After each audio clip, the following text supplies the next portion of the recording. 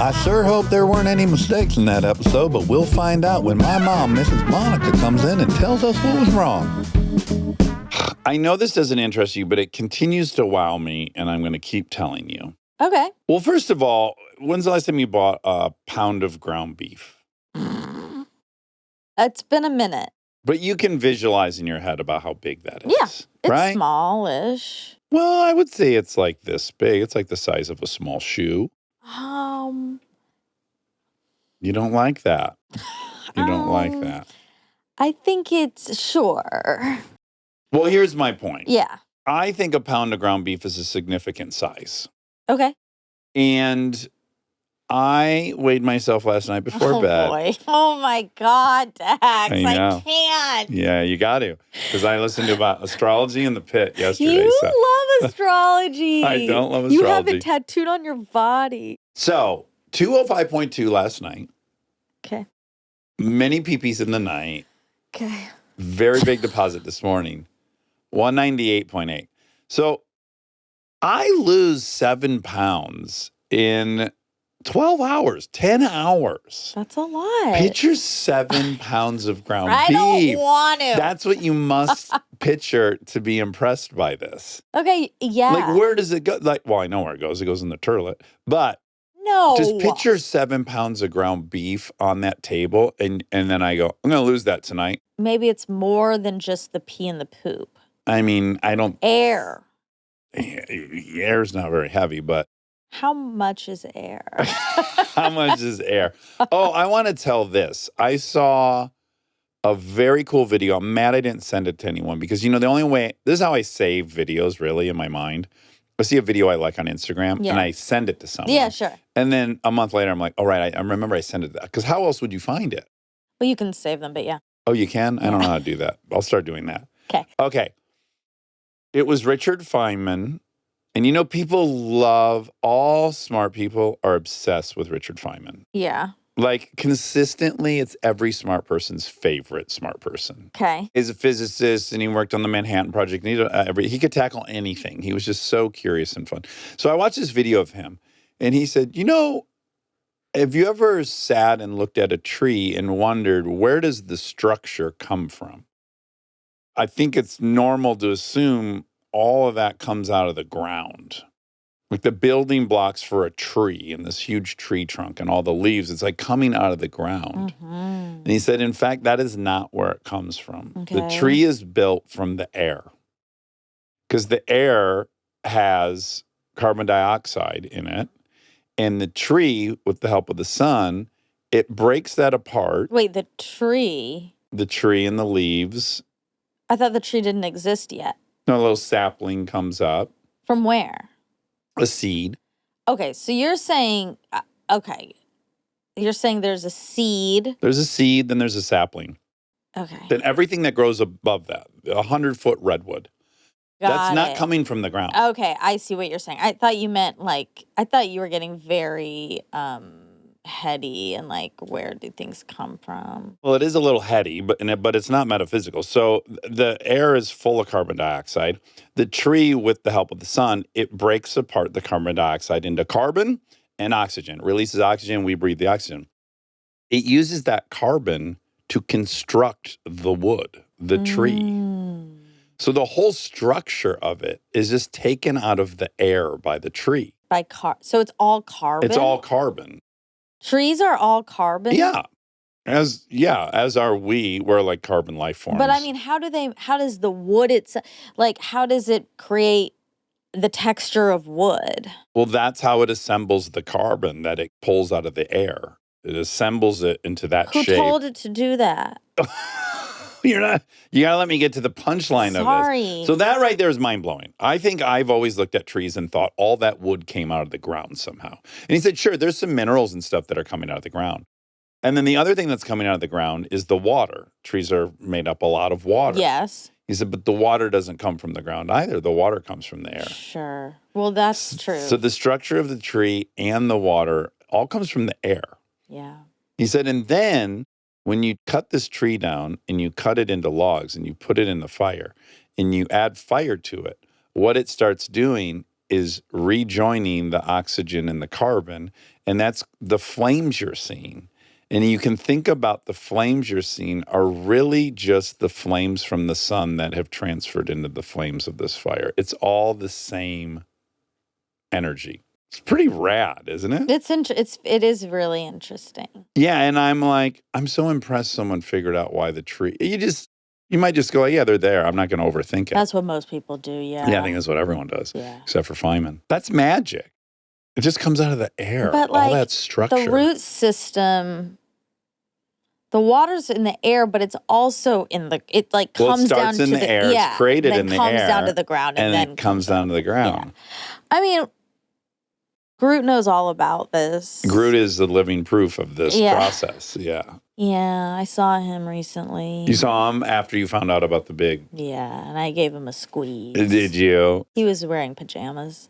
Yeah, he has so many cute pajama outfits. He has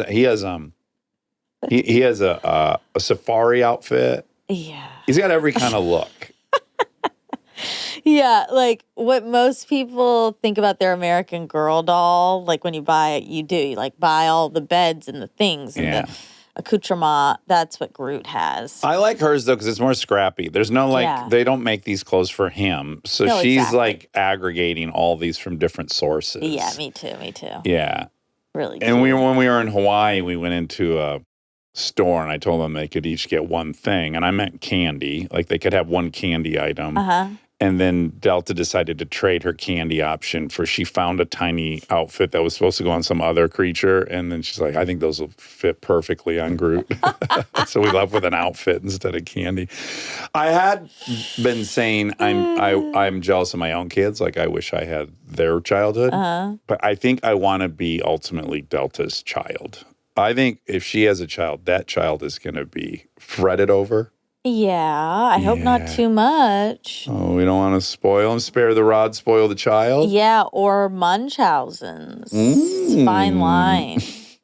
Really fine line. But I've already established she doesn't want attention for it. Like, Munchausen's would have been, she would have come up to me and said, Groot is disabled. Right. You're right. She's known he's disabled forever, and I just stumbled upon that. She is going to be such a good mom. She's very loving and attentive and thoughtful. Yeah, she's making me a scarf right now. Yes, she is. And she want to know how long you wanted it. It's so good. It's so well constructed. She's knitting it from scratch. And I was looking at it and I thought, this little baby I used to hold, her little tiny hands made this. I can't make this. Me neither. That little baby made that. Yeah. They start doing things you can't do, and it's really something. It's so overwhelming. I don't know. I'm in a bit of a crisis state. I mentioned it on the last fact check, and then some pediatrician said, yes, you got to stop talking about your kids. Now, I'm not going to take that to too much credit, like just because you're a pediatrician, you have no actual... Okay. You're not a psychologist. Sure. But what's seared into my brain is that I know Howard at one point stopped, and his daughters ended up being very upset at him, I think, that he would talk about them. Yeah. And so... Now, I tell my kids what I say. Yeah. So it's not like there's any secrecy going on. That's kind of how I've been telling myself. But all to say, yes, I probably need to stop. Okay. And then I was like, I don't have anything else in life to talk about virtually. I think our best conversations are debates. Conversation. Yeah, they're not just stories are fun. I love a story. Yeah, you have a lot of good ones. So many good ones. But they're there to spark a conversation between us. I just, there's my free time is what I'm going to draw on. Yeah. Anything that's going to happen to me. Like, I didn't go to Monster Jam by myself. I took my kids. Yeah. And you didn't take Groot and lose him. She did. That's right. And so I was just sitting in bed, I think, last night going like, I don't think I have a life. If they're not a part of the conversation, then I have almost nothing to talk about. And I guess it's pretty standard for parents. Yeah, I'm sure. I had this the other day when I was watching So Much You. By the way, I got to the measles section that was referred to in the Laura Ingraham Congratulations. clip. Yes.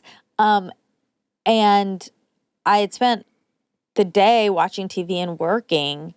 And then the next day, I realized I hadn't spoken to anyone the day before. Oh, you went a whole day without talking? Yes. And it was Did it feel good or bad? The realization felt bad. I don't know why. Yeah.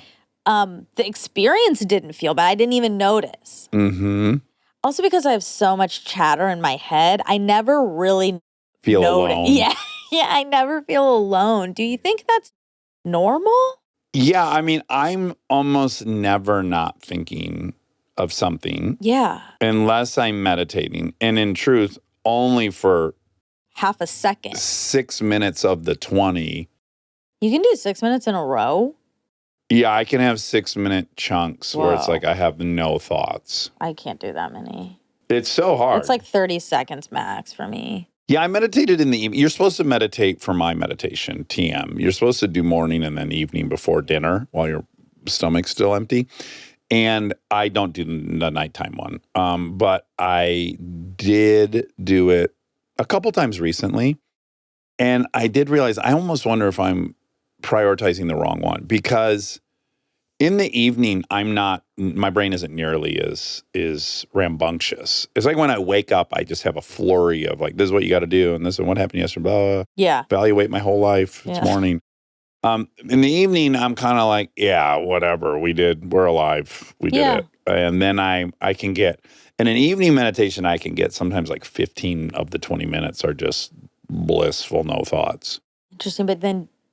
But you don't need it as bad. I should do it though. Because what I want is that 15 minutes of bliss. It is really euphoric when I get it. Nice. Okay, great. Yeah. Well, and then I wonder, is it just helping? Like the fact that I do it every morning, and is it, is my overall calmness, live wireness diminished a little bit? I think you're mellowing out.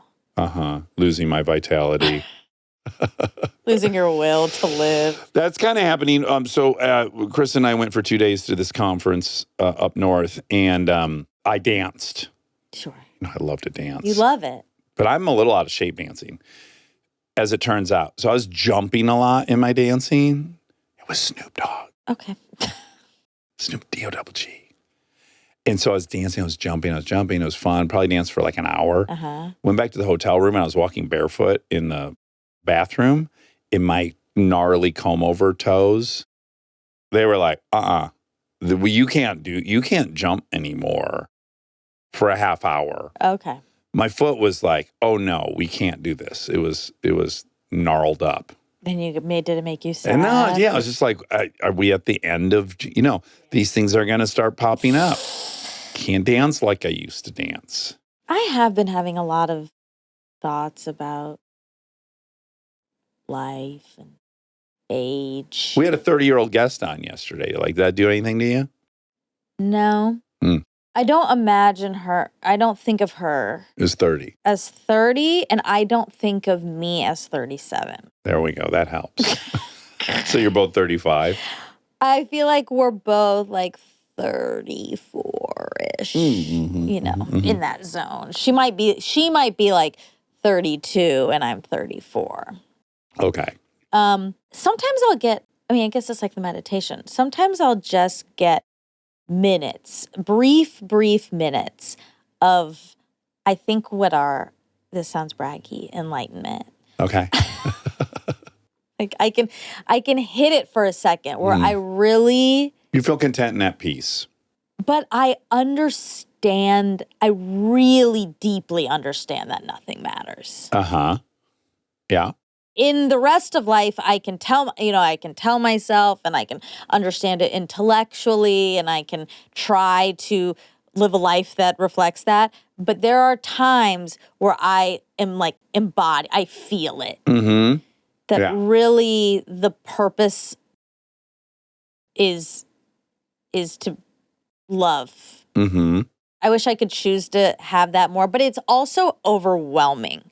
It's a really it's an overwhelming feeling to really understand that none of this matters. none of anything we're doing. Yeah. And I don't mean like, obviously helping people is great and Feeding yourself is imperative. yeah, it's hard to explain, obviously. That's why. Well, when I kind of like tried to get really specific about what's going on in my meditation, when it works, and when I realized is, and this is not novel or proprietary, everyone knows this, but the racket is either thinking about the past or thinking about the future. Yes, exactly. And really the absence of thoughts is just being in the moment you're in. Yep. Because there's really nothing to think about in the moment you're in. That's what's crazy. It's like you're constantly preparing for what's coming or you're processing what already happened.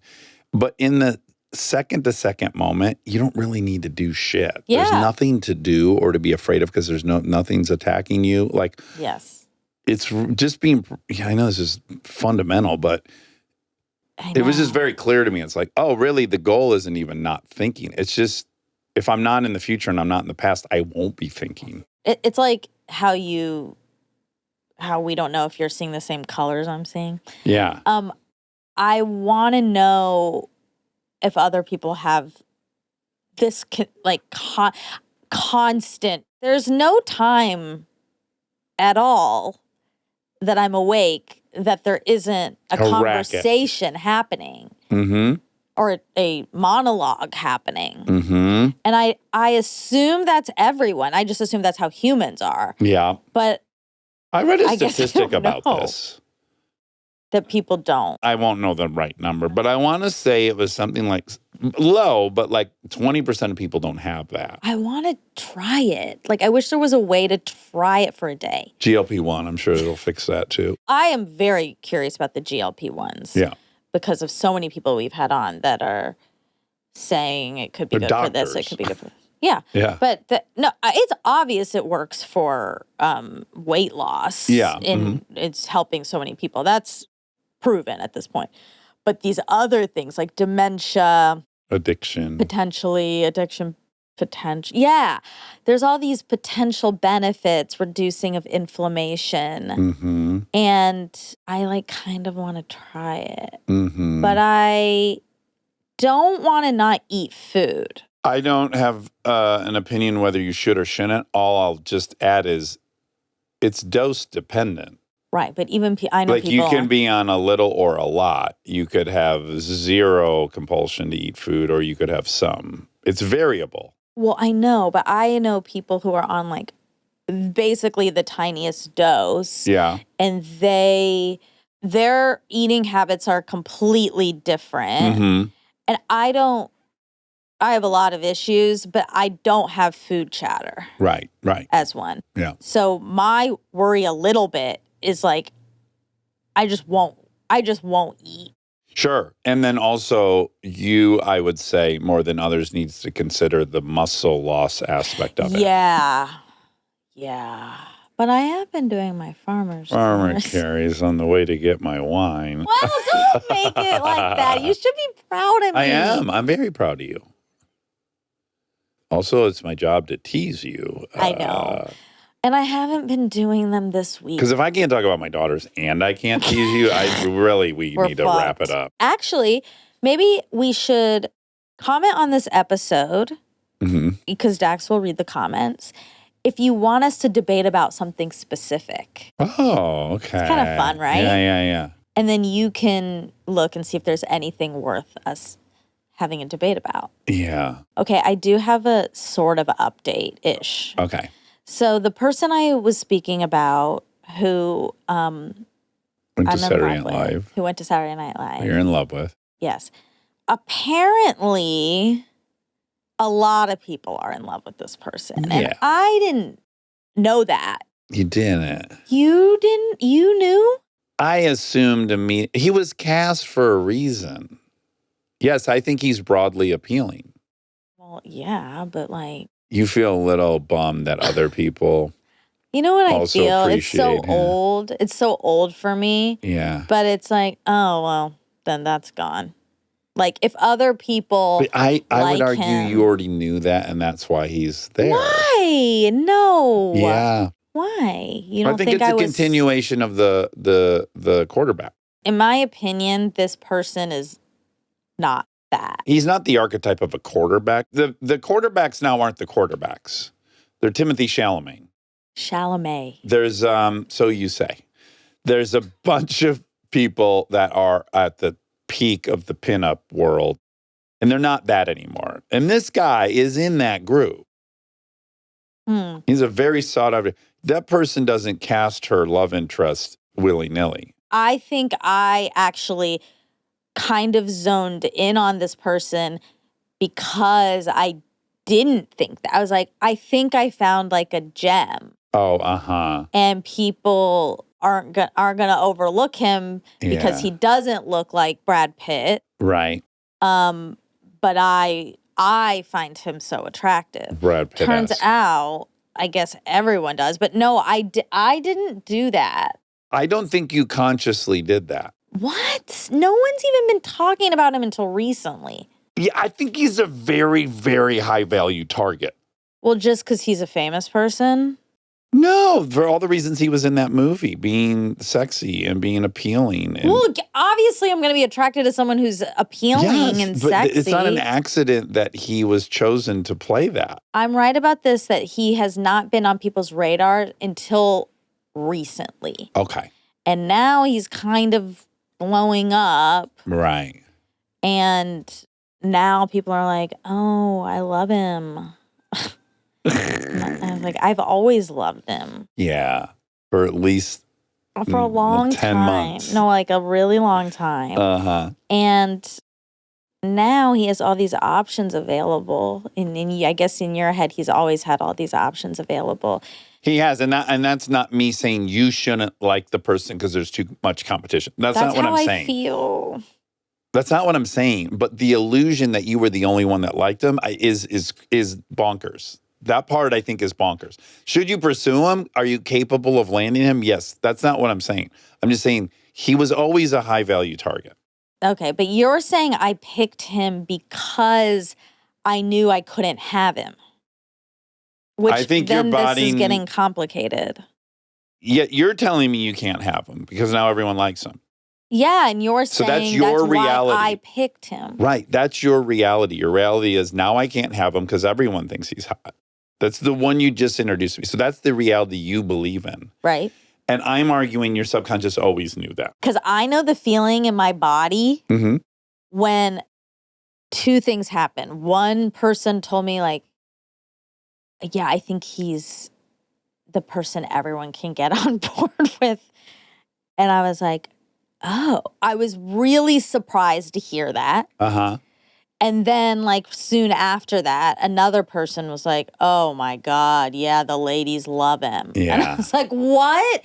And the feeling in my body during both of those conversations was of heartbreak and of disbelief and of despair. But I think you intuitively know that any male that's the lead in a sexual movie, you know the reality of that. You know that that's a movie star that's been picked for that. But it's more.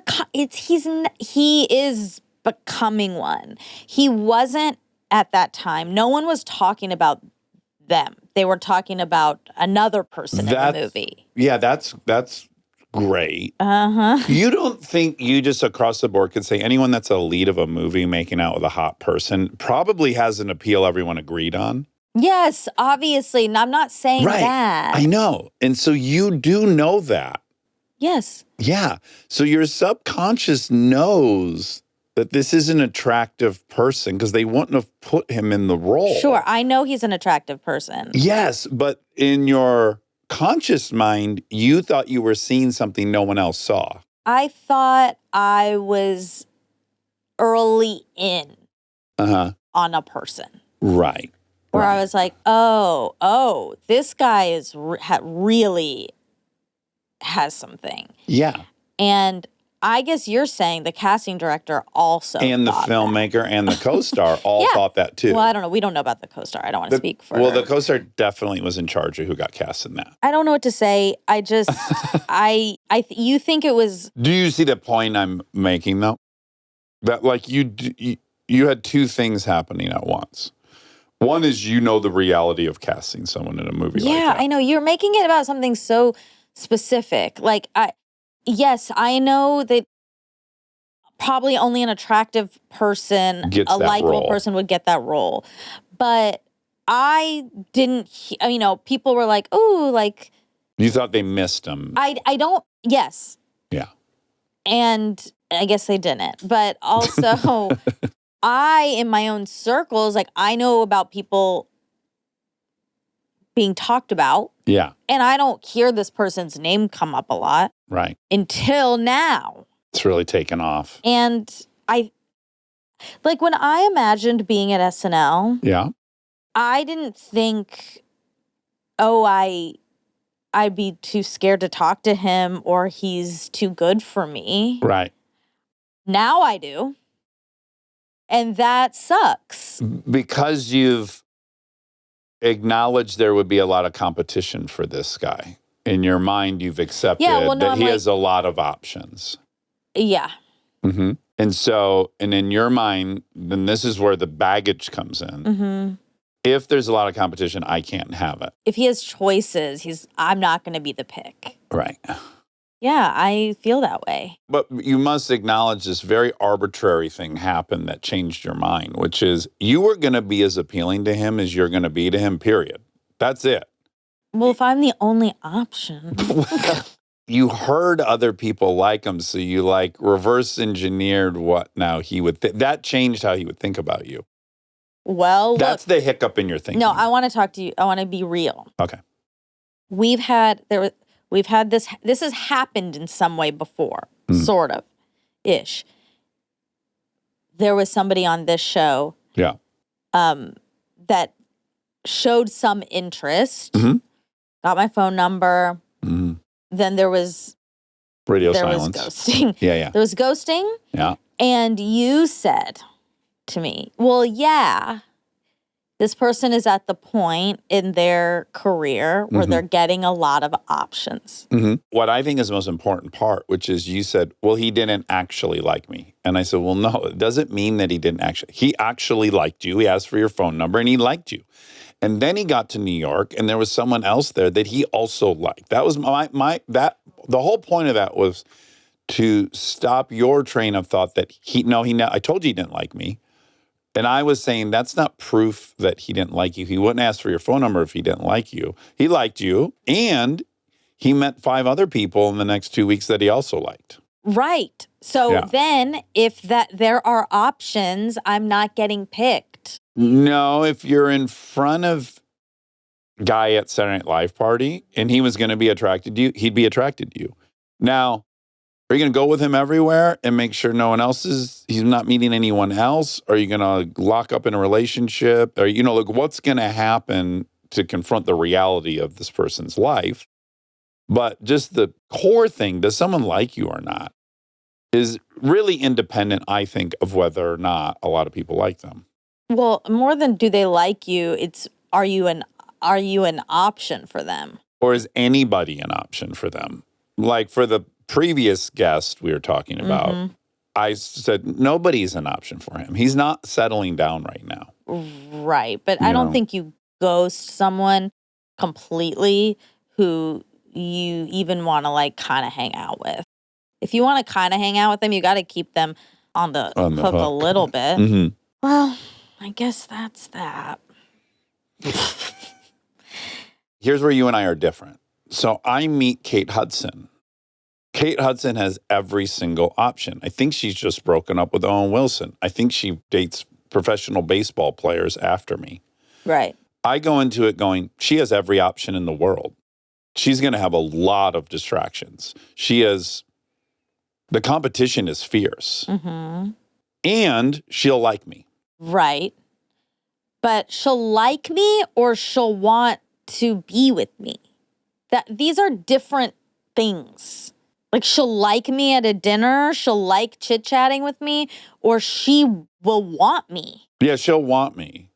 Okay. Yeah. Well, that's different than... Yeah, that's right. That's the big difference, I think, between your and I's approach. But that's also different between this previous guest, what you're saying. Like, yeah, he liked you, but he didn't want to be with you. Yeah, I mean, you need access to somebody, clearly. What do you mean?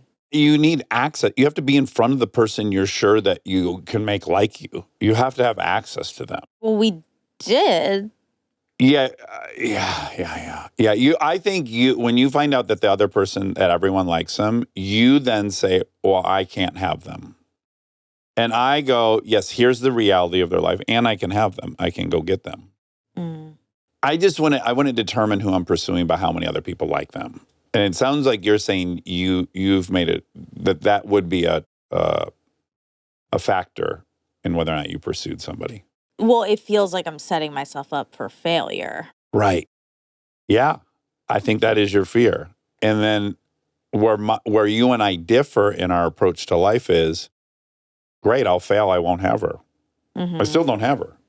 So there's nothing, I'm risking nothing by trying and failing. Yeah. They'll be in the same position I'm already in. Yeah. Like for whatever reason, when I do that math, that emboldens me to go like, there's nothing at risk. I mean, so much of the way we operate is based on our experience. Mm-hmm. You've been validated many times. Yeah. Which obviously makes you feel like... And I've gone after a ton of girls that rejected me. And it's just like acting. I want to act. I don't care how many times you reject me. I'm going to keep trying until I can act. Right. You go into it knowing, I'm going to fail 99% of the time. Yeah. But I want the thing so bad. Always deal with the... rejection. Mm-hmm. That makes sense. All right, well, let's transition into some facts. Okay, great. Stay tuned for more Armchair Expert, if you dare.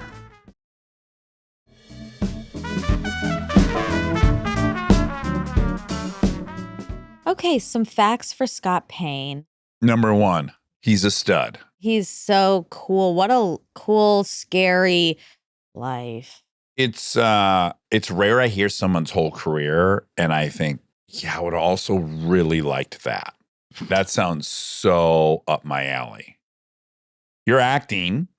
Yep. You're having to meet groups of people and get them to like you, get them to trust you. You have to be good at moving in different kinds of, You say in the episode, and I think it's right, like, I don't think your tolerance... Oh, for the stupidity. Yeah. You have to listen to a lot of crazy shit. Almost exclusively. Yeah. These organizations are not the winners club. They're like AA. They're the losers club. No, AA are people trying to be better. But we call it the losers club. I know, but I don't think lovingly. It's that way. Yeah, but to have to listen to these bozo conspiracy theorists who are racist, like the things they believe. I know. Oh, it would be. That is just so disturbing. Yeah. I'd also hate to see someone kill a goat in front of me. Okay, well, let's start with that. Okay. The difference between a goat and a ram. Is a ram a boy goat? A ram is a male sheep, while a goat is a separate species of animal, also often kept on farms. They are distinguished by their physical characteristics, such as the shape of their horns, tail, and general body structure. What's a male goat called? It's not called a ram? I think it's like bull and cow. You know how these names, they're gendered names, but they transcend species borders. But a ram is a sheep. But a bull moose, a bull cow, a bull elephant. They call a lot of female animals cows. No, a male goat is a buck or a billy goat. Oh, a buck or a billy goat. Buck, also a male name. Sure. Deer. Females are called does or nanny goats, and baby goats are called kids. You know the thing I've noticed goats do that sheep don't tend to do? They love getting on tall rocks. Oh, that's... Or they stand, I've had friends who have had pet goats, and they just stand on top of their, like, a dog house that they sleep in. They just are up there. They want to be as high as they can be. Maybe to see predators come in. Yeah, it kind of creeps me out. You don't like that? Yeah. I think that's a fun part of them. Okay. They're very agile. Rams are larger than goats. Okay. Some breeds of sheep and goats can look similar, so tail shape can help differentiate them. Male goats can have stronger, more noticeable odor than male sheep. Both male and female goats have beards. Oh, I'm sorry, ladies. They like it. Yeah. Aaron had a sheep at his dad had a farm. Mm-hmm. And they had one of all these animals, which is silly. Like they weren't in the farming business. No one's going to reproduce. Right. But they had a sheep. They had a goose. They had a duck. They had a pig. And I've told you this. And a turkey. Uh-huh. And they'd all walk in a line all day long. Oh, my God. And the goose so would be in back, going, yelling at all of them. Oh, wow. But the sheep, they just love to hit things with their head. They just do it over and over again. So what the sheep would do is if you set the wheelbarrow up, you know how the wheelbarrow has like the long poles that come out that you're holding? Yes. It would just run as fast as it can into the end of that handle and knock over the wheelbarrow. And then we'd set it back up and he would do it again and again. And he loved it. It is so male. Like, I'm going to run into this stick. Yeah, well, they got to do it to get some ass. No. Yeah, they do. That's how they get ass. That's not attractive. For sheep, it is. The women sheep love it? Yes, that's how they compete for dominance. And then he gets the sheep. God. They love it. The animal. The sheep are so horny when they see some ramming, some head-on-head collision. Oh, God, I hope Chris doesn't know about it. CTE. CTE. They don't get CTE. Yes, they do. No. All these sheeps have CTE. It's no wonder. They don't. What does CBC stand for? Canada Broadcasting Corporation. That makes 0 sense. Sorry, Canadian Broadcasting Corporation. Yeah. What do you mean? It's CBC. How can the C stand for incorporation? No, corporation. Oh, corporation. I thought you said incorporation. No, Canadian Broadcasting Corporation. Oh, Broadcasting Corporation. Because you said Broadcasting Corporation. I didn't. I said what it was. You didn't hit the G, the ing. Oh, my God. Yeah. Canadian Broadcasting Corporation. Did that sound at all like incorporation? Okay, sure. I'll give you that. The 4 large biker gangs. He got it right. It is the Big 4 refers to the Hells Angels, the Outlaws, the Banditos, and the Pagans. He got that right. Good job. He knows his stuff. Okay, he said the owner of Flat Rock got in some trouble. Oh, yeah. Hit and run. Yeah, that sounds... Mm-hmm. Harley Rusty Biddle. Oh, my God. They threw in a third great name. He was using a neighborhood road as a cut through to avoid traffic. Oh, I don't want to hear the rest because I can imagine you got hit in a neighborhood. Okay, we won't keep reading. That reminds me of this. Choose ignorance. Yeah, ignorance is bliss. Yeah. But it does remind me of one of my favorite, I think you should leave sketches. The baby pageant. Oh, my God. And the bad boy, Bart Harley Jarvis. And they go, fuck you, Bart Harley Jarvis. They hate that baby. They hate it. Hating a baby is such a funny idea. And a woman runs on stage with a knife to kill Bart Harley Jarvis. Oh, my God. So funny. I'm going to see Friendship this weekend. I can't wait. At Vista? Yes. Yes. I'm excited. Ding, ding, ding. Yeah. I went and saw Sinner yesterday. Or Sinners? You saw it? Sinner or Sinners? Sinners, I think. Sinners in IMAX at City Walk by myself. Wow. Yeah. An adventure. Uh-huh. How was it? It's awesome. It's really awesome. I really want to see it. There's a sequence in there where they're kind of incorporating all these different Black music traditions. And it's like you're in it. It's a time period movie. Yeah. It's set in like, I want to say 1932 or something. Okay. And I don't want to give anything away, but it's just like the way it's all blended together and the power of it and recognizing like this through line that exists through all this music and this human experience that all these people have shared. Yeah. It's crazy powerful. Like I was goosebumps all over my body. I want to see it. And then I just had this deep curiosity. I wanted to ask the guy. The theater was mostly Black folks. Mm-hmm. And there was a dude next to me. And I got kind of curious. Like I'm looking at that. I can feel it and sense it. And I've experienced it in so that I've experienced that music and it's made me feel ways. Mm-hmm. And then I was so curious, like, does this young guy feel a connection to that? Mm-hmm.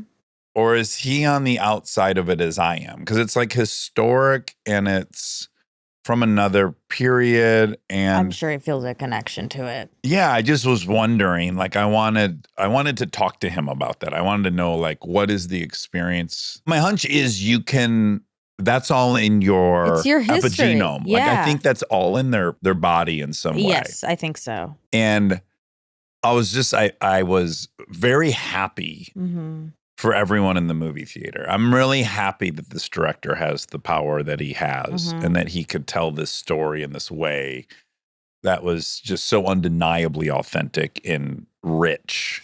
That's how I felt at the Beyonce concert. Cowboy Carter is a look on America Hmm. and what it really means to be a country person. And